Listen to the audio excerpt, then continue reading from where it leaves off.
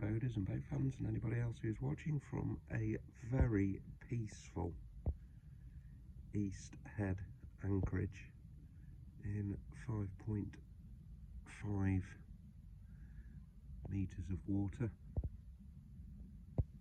Managed to beach the tender earlier on when I was coming back in with the dog, because it gets shallow very quickly. That's what that green buoy's for. As soon as you pass that, it's very shallow. That has swung 90 degrees in literally about the last 20 minutes. That is a beautiful catamaran sailing boat behind it, and another beautiful sailing boat here. Gorgeous that is. And I think there's a chap over to my starboard side.